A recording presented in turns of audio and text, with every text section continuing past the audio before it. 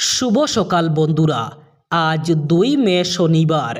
আজকের সকালের বরাক তথা সমগ্র আসামের গুরুত্বপূর্ণ খবরগুলি হল: অসম বিধানসভা নির্বাচন 2026-এর ভোট গণনাকে কেন্দ্র করে হাইলাকান্দি জেলায় আইন শৃঙ্খলা বজায় রাখতে জেলা প্রশাসন কঠোর পদক্ষেপ জারি করেছে।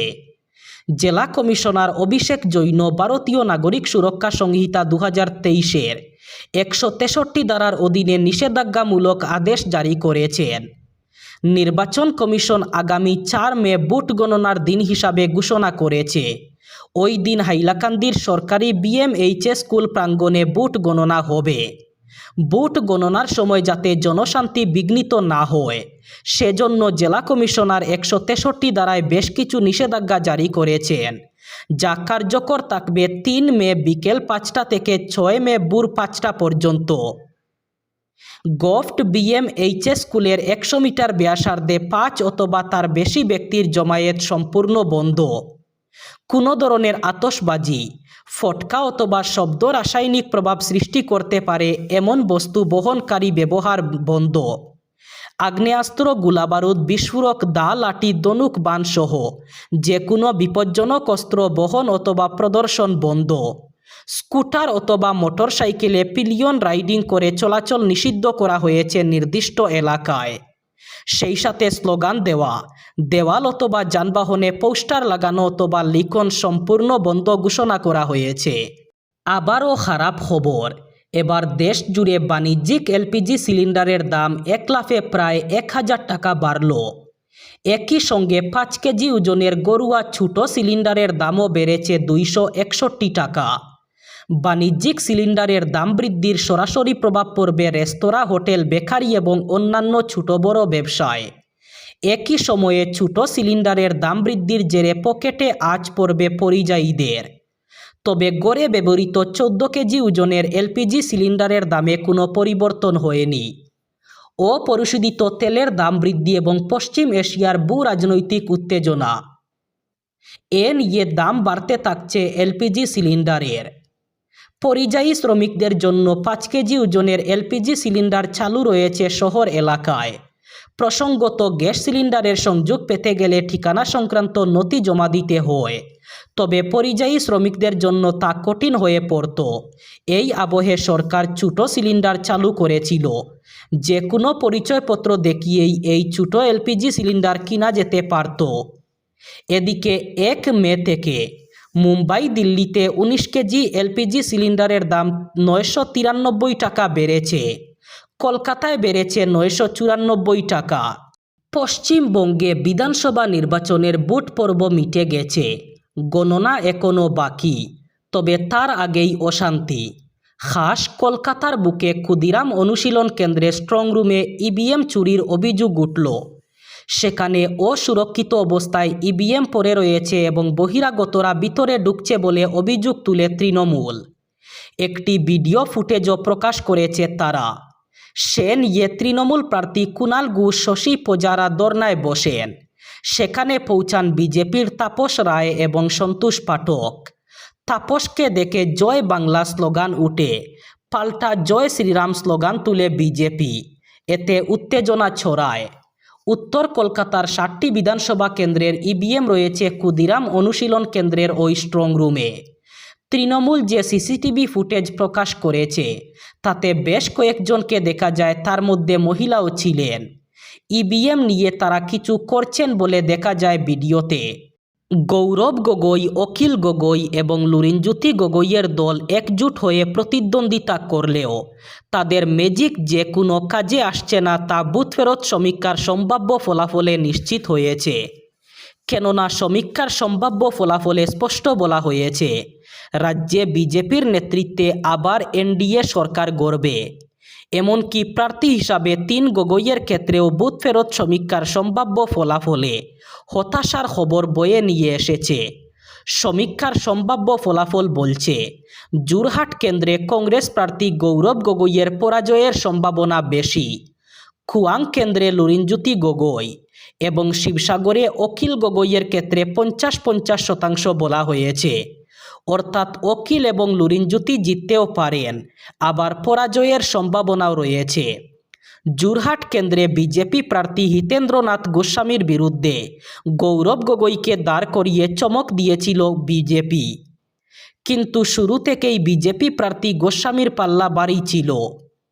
পরিকল্পনা মাফিক প্রচার করেছিলেন তিনি, কিন্তু প্রচারে পিছিয়ে পড়েছিলেন প্রার্থী গৌরব, কেননা গোটা রাজ্যে প্রচার করতে হয়েছে তাকে। ফলে যোরহাটে তেমন প্রচার করতে পারেননি গৌরব। এছাড়া প্রার্থী হিসাবে গৌরবের গ্রহণযোগ্যতাও কম ছিল তুলনামূলকভাবে। 2026 সালের হজব্রত পালনের উদ্দেশ্যে সৌদি আরবে অবস্থানরত ভারতীয় হজযাত্রীদের মধ্যে হঠাৎ করেই তীব্র উদ্বেগ এবং অসন্তোষ ছড়িয়ে পড়েছে। ভারতীয় হজ কমিটি হজ 2026-এর বিমান ভাড়ার জন্য অতিরিক্ত 10,000 টাকা জমা দেওয়ার নির্দেশ জারি করায় এই পরিস্থিতি সৃষ্টি হয়েছে।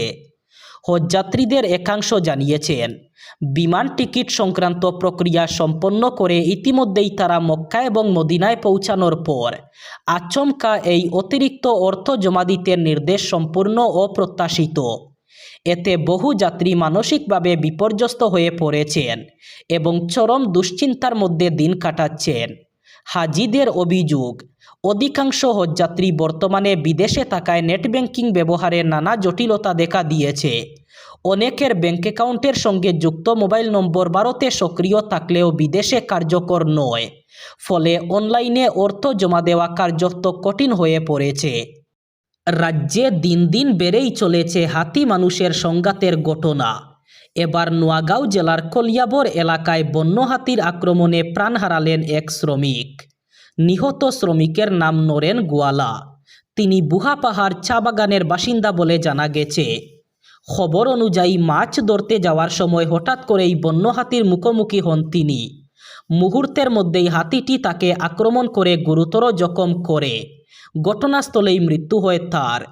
ঘটনার খবর পেয়ে বন দপ্তর এবং জকলাবান্ধা থানার পুলিশ দ্রুত ঘটনাস্থলে পৌঁছায়। ইতিমধ্যেই মৃতদেহটি উদ্ধার করে ময়নাতদন্তের জন্য পাঠানো হয়েছে।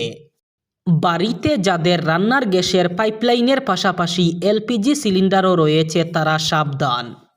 এবার কেন্দ্রীয় সরকারের সাম্প্রতিক নির্দেশিকা অনুযায়ী একই পরিবারে 2 রকমের জ্বালানি সংযোগ রাখা দণ্ডনীয়। গত 14 মার্চ এই সংক্রান্ত নির্দেশিকা জারি হলেও গত 1.5 মাসে মাত্র 43,000 গ্রাহক তাদের এলপিজি সিলিন্ডার সমর্পণ করেছেন। এই সংখ্যা প্রত্যাশার তুলনায় অনেক কম হওয়ায় এবার সমীক্ষা চালিয়ে গ্রাহক চিহ্নিত করার কাজ শুরু করেছে পেট্রোলিয়াম মন্ত্রক। বর্তমানে পশ্চিম এশিয়ার যুদ্ধের কারণে বিশ্বজুড়ে এলপিজি সরবরাহে বড়সড় সংকট তৈরি হয়েছে। বিশেষ করে গুরুত্বপূর্ণ সামুদ্রিক পথ হরমুজ প্রণালী বন্ধ হয়ে যাওয়ায় ভারত বিপাকে পড়েছে। ভারতের মোট এলপিজি চাহিদার 60% মেটানো হয় আমদানির মাধ্যমে, যার সিংহভাগ আসে পশ্চিম এশিয়া থেকে। এই চাপ কমাতে কেন্দ্র চায় যেসব এলাকায় পাইপলাইনের সুবিধা আছে সেখানকার মানুষ পুরোপুরি পিএনজি ব্যবহার করুন, যাতে সিলিন্ডারগুলো প্রত্যন্ত এলাকার মানুষের কাছে পাঠানো যায়। পেট্রোলিয়াম মন্ত্রকের যুগ্ম সচিব জানিয়েছেন, একই সাথে 2টি সংযোগ রাখা বাঞ্ছনীয় নয়। কতজন গ্রাহক নিয়ম অমান্য করেছেন তা খতিয়ে দেখতে একটি মূল্যায়ন অথবা অ্যাসেসমেন্ট শুরু হয়েছে। সেই রিপোর্টের উপর ভিত্তি করেই পরবর্তী কঠোর পদক্ষেপ নেওয়া হবে। কাছাড় জেলার কালাইন এলাকায় এলপিজি সিলিন্ডার সরবরাহ নিয়ে চরম বিশৃঙ্খলা ও দুর্নীতির অভিযোগ খুবই ফেটে পড়েছেন সাধারণ মানুষ। অভিযোগের কেন্দ্রবিন্দুতে Kalain Indian service gas agency. স্থানীয়দের অভিযোগ, নিয়ম মেনে গ্যাস বুকিং করার পরও অধিকাংশ গ্রাহক সিলিন্ডার পাচ্ছেন না, অথচ মোবাইলে ডেলিভারি সম্পন্ন হওয়ার মেসেজ পৌঁছে যাচ্ছে। বাস্তবে বহু গ্রাহকই কোনো সিলিন্ডার গ্রহণ করেননি বলে দাবি করেছেন। গ্রাহকদের আরও অভিযোগ, এই সিলিন্ডারগুলো পরবর্তীতে খোলা বাজারে 2 থেকে 3,000 টাকায় বিক্রি হচ্ছে। ফলে বড় প্রশ্ন উঠছে, এজেন্সি থেকে সিলিন্ডার বাইরে না গেলে কালোবাজারিদের হাতে এত সিলিন্ডার পৌঁছাচ্ছে কিভাবে? গ্রাহকদের না দিয়েই কিভাবে ডেলিভারি দেখানো হচ্ছে? অনেকের মতে এই ঘটনায় এজেন্সির ভেতরের কিছু অসাধু কর্মীর যোগসাজশ থাকতে পারে। এদিকে গ্যাসের আশায় ভোর থেকে দীর্ঘ লাইনে দাঁড়িয়েও অধিকাংশ মানুষকে খালি হাতে ফিরতে হচ্ছে। মাথায় নারিকেল গাছ ভেঙে পড়ে মৃত্যু হলো ১০ম শ্রেণীর এক ছাত্রীর। মর্মান্তিক এই ঘটনাটি ঘটেছে পশ্চিমবঙ্গের দক্ষিণ ২৪ পরগনা জেলার ডায়মন্ড হারবারে পুরুলিয়া কোস্টাল থানার আবদালপুর গ্রামে। মৃত ছাত্রীর নাম অঙ্কিতা কয়াল। বৃহস্পতিবার রাতে টিউশন থেকে বাড়ি ফিরছিল সে। সেই সময় প্রবল জ্বরের মধ্যে অঙ্কিতার উপরে একটি নারকেল গাছ ভেঙে পড়ে। ঘটনায় শোকের ছায়া এলাকায়। স্থানীয়দের দাবি, পারুলিয়া হাইস্কুলের ছাত্রী অঙ্কিতা বৃহস্পতিবার রাতে টিউশন সেরে বন্ধুদের সঙ্গে সাইকেলে বাড়ি ফিরছিল। হঠাৎই শুরু হয় জোর বৃষ্টি। বন্ধুরা অপেক্ষা করলেও তাড়াহুড়োয় অঙ্কিতা একাই বাড়ির উদ্দেশ্যে রওনা দেয়। আর সেখানেই ঘটে বিপত্তি। জ্বরের দাপটে একটি নারিকেল গাছ ভেঙে পড়ে তার উপরে। গুরুতর আহত অবস্থায় মাটিতে লুটিয়ে পড়ে অঙ্কিতা। স্থানীয় বাসিন্দারা দ্রুত তাকে উদ্ধার করে ডায়মন্ড হারবার মেডিকেল কলেজ হাসপাতালে নিয়ে যান, কিন্তু শেষ রক্ষা হয়নি। চিকিৎসকরা তাকে মৃত বলে ঘোষণা করেন। এবার বরাক উপত্যকার ৩ জেলার আজকের আবহাওয়ার খবর। আজ ২ মে শনিবার বরাক উপত্যকার ৩ জেলায় হালকা বৃষ্টির সম্ভাবনা। আজ শিলচর কাছাড়ে সর্বোচ্চ তাপমাত্রা থাকবে ২৬ ডিগ্রি সেলসিয়াস এবং সর্বনিম্ন তাপমাত্রা থাকবে ২২ ডিগ্রি সেলসিয়াস। শ্রীভূমি করিমগঞ্জে আজ সর্বোচ্চ তাপমাত্রা থাকবে ২৬ ডিগ্রি সেলসিয়াস এবং সর্বনিম্ন তাপমাত্রা থাকবে ২২ ডিগ্রি সেলসিয়াস।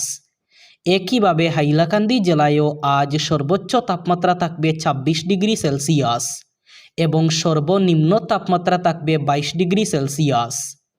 এই ছিল আজকের সকালের গুরুত্বপূর্ণ খবরগুলি। ভিডিওটি অবশ্যই লাইক করবেন এবং চ্যানেলটি সাবস্ক্রাইব করবেন।